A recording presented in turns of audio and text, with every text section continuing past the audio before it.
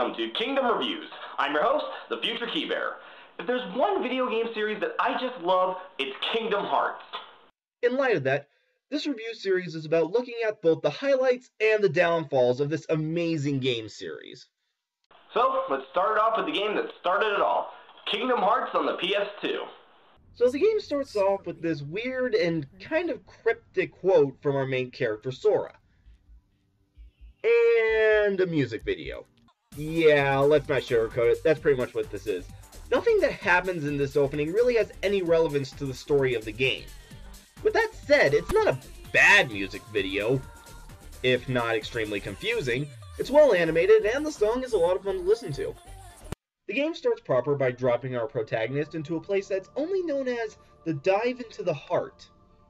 Then you are shown 3 weapons: a shield, a staff, and a sword. You are told to pick one and sacrifice another. Now, this choice is very important as it will determine what kind of stats you start out with. For example, should you choose the sword and sacrifice the shield, you'll start off with a relatively high strength stat, but a relatively low defense stat. Next up, the game's battle system is tutorialized. At the bottom left-hand corner of the screen, you'll see a list of commands to choose from, similar to what you would see in a Final Fantasy game. Except instead of being in a turn-based system, this is a real-time system. Now, admittedly, the way I said that makes it sound kind of sucky, but trust me, it's easy to use and it's a lot of fun. Next, you'll be asked a series of 3 multiple-choice questions. How you answer them will determine how quickly or slowly you will level up during the game. Basically, it works like this.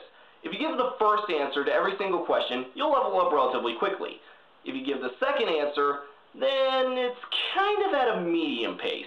But if you give the third answer, you'll level up relatively slowly. Personally, I think this is a really interesting way to change the difficulty curve of the game, make it either more challenging or a lot simpler. The only problem is, the game never tells you that that's what these questions are for. I mean, unless you have like a game guide or something, you're not supposed to figure it out.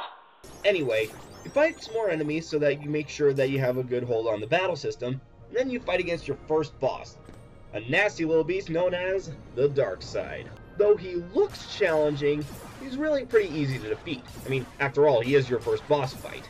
So after beating the Dark Side, Sora gets swallowed up by some sort of dark abyss.